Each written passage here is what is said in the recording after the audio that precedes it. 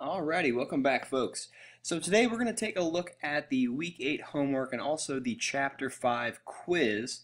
We didn't have a lot of questions from the Week 8 homework, or at least I should say a majority of the problems were done pretty well overall by the class. The one problem that did get missed by a fair amount of people was problem number 26. So here is problem number 26 from the Week 8 homework. It says perform the conversion. If necessary, round your answer to the nearest tenth. Since most conversions are approximate, answers may vary slightly depending on the method used. So we need to convert negative 20 degrees Celsius to degrees Fahrenheit.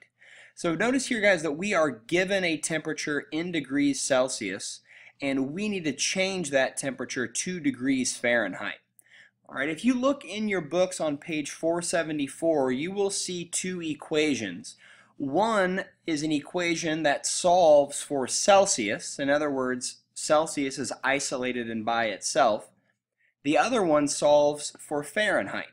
In other words, Fahrenheit is isolated or by itself. Since we're going from negative 20 degrees Celsius to Fahrenheit, we want this Fahrenheit here to be isolated. We're going to plug in what we're given, negative 20 degrees Celsius. We want to solve for Fahrenheit. So this is the equation that we would pick. Since we are given a temperature in degrees Celsius and we want to solve for Fahrenheit, we want Fahrenheit to already be solved for or isolated. So the equation can kind of be thought of as degrees Fahrenheit is equal to 9/5 degrees Celsius plus 32. All right, so notice that the 9/5 and the Celsius here, there's nothing connecting these two values, so that means we're going to be multiplying them together. So for our particular problem, we want to go negative 20 degrees Celsius to Fahrenheit. All right, so our Fahrenheit value is going to be equal to 9/5, 9 over 5, times our Celsius value, that's the C. Remember, we are at negative 20 degrees Celsius. Negative 20 plus 32. Okay, so now you'll see that obviously degrees Fahrenheit is over here isolated and already solved for on the left-hand side of the equation. And over on the right, we are just going to have to perform the operations that we see in order to get a number for F. So let's go ahead and do that. So what all do we have going on here? Well, we have 9/5 times negative 20 plus 32. So the order of operations says we need to take care of this multiplication first. So let's multiply 9/5 by negative 20. And we'll just use our calculator to help us out here. So we have 9/5. What is 9 over 5? What is 9/5? That's 1.8. We need to take 9/5 or 1.8 and multiply that by negative 20. So we're going to take this 1.8, which is 9/5, and multiply that by 20, and that is a negative, by a negative 20. And what do we get? We get negative 36. So we have that F, Fahrenheit, apparently a long F, is equal to 9/5 times a negative 20. We just looked at that. That was negative 36. Plus 32. All right, and now we're just going to go ahead and add these two values together. We have negative 6 plus 32. Excuse me, negative 36 plus 32. So negative 36 plus 32 is negative 4. So Fahrenheit, then F is equal to negative 4. All right, so remember, what does that mean? Well, that means that negative 20 degrees Celsius, right? So we plug negative 20 here in for C. That gave us negative 4 degrees Fahrenheit. So negative 20 Celsius is negative 4 degrees Fahrenheit. And that would be our answer there for number 26 on the Week 8 homework. All right, so that was actually the only score that was consistently low across the board. Actually, 72.7% of us got it right, but that was the lowest percentage of folks that got the question right. The rest of them were in the 80s, 90s, and even hundreds. I mean, you can see here problems 15 through 20. Everybody got that those problems correct 100% of the time. So well done on that. So let's jump to the Chapter 5 quiz. And there were 4 questions here on the Chapter 5 quiz that I would like to go over once this thing gets loaded up. Got a lot going on here. Let's get some other stuff ready while we wait.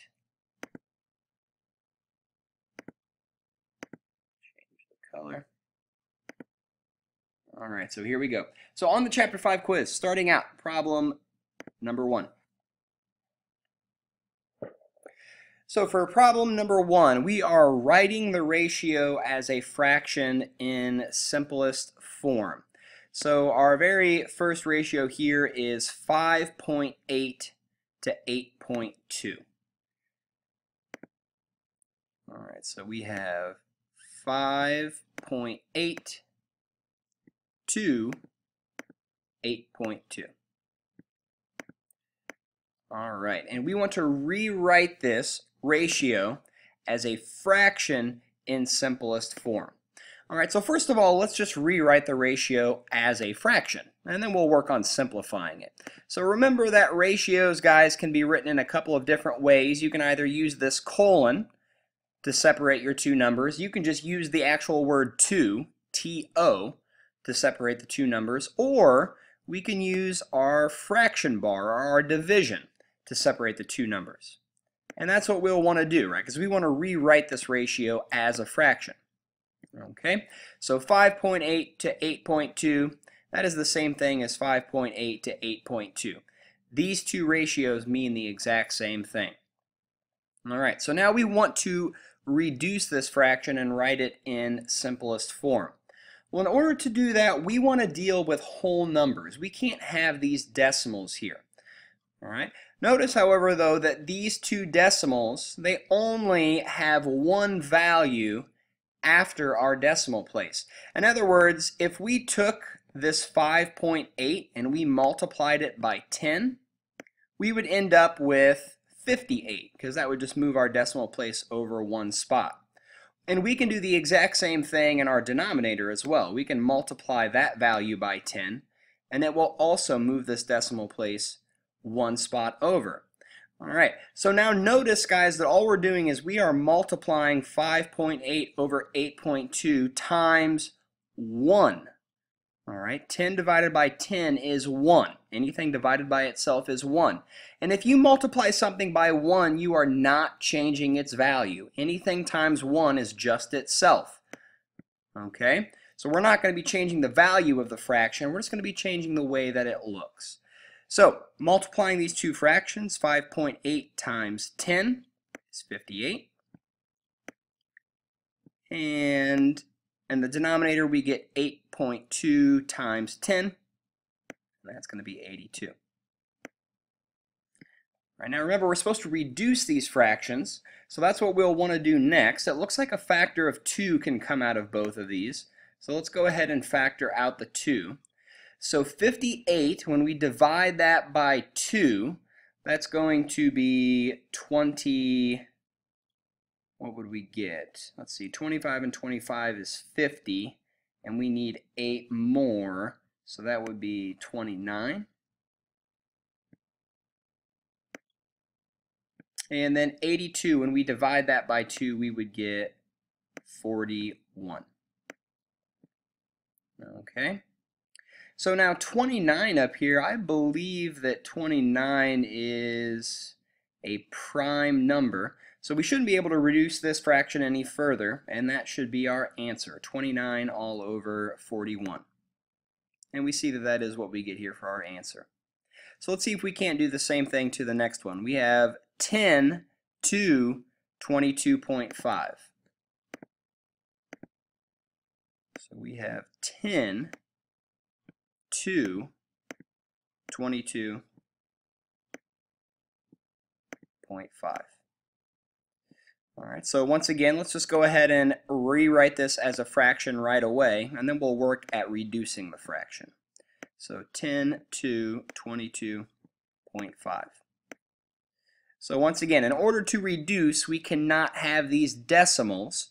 And notice that this decimal has one spot to the right of the decimal. So in order to view this as a whole number, we would need to multiply it by 10 to move this decimal place over 1.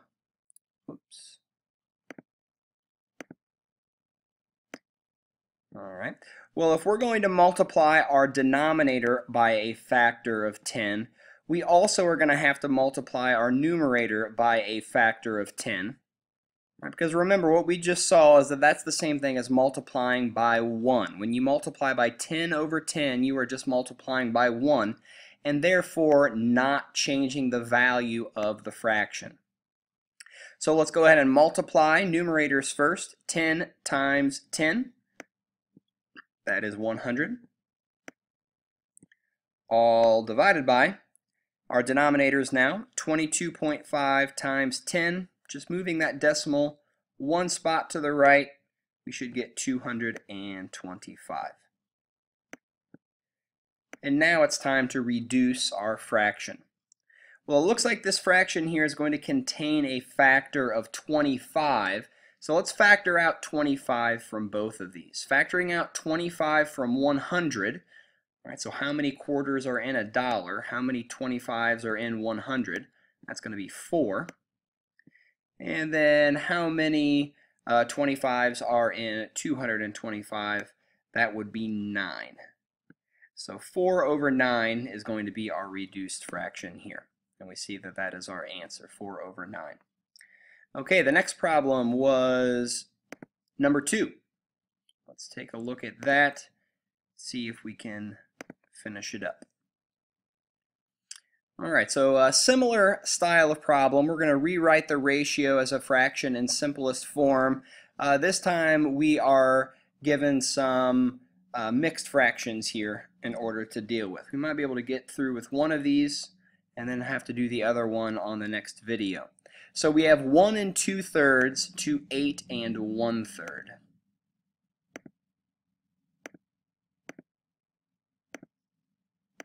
We have 1 2/3 to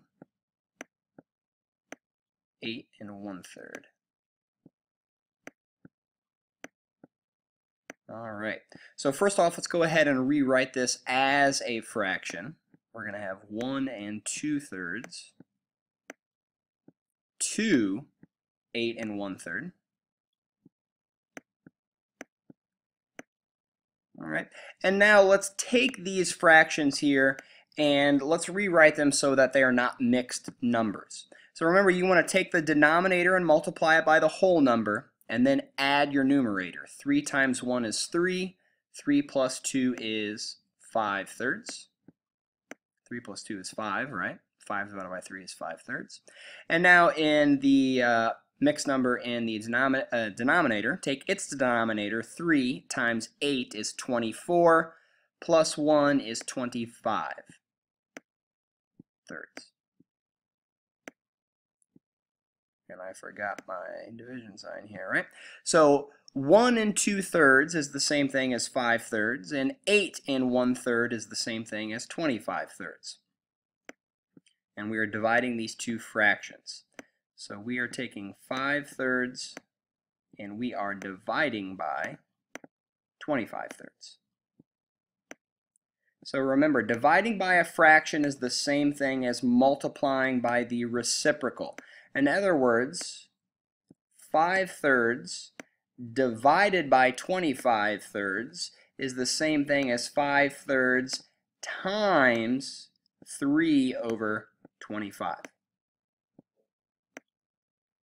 All right. And before I get on to the next step, guys, we're going to run out of time here on this video. So I'm just going to pause right here and leave it as this, and we will start from here on the next video. And we're going to be reducing our fractions here.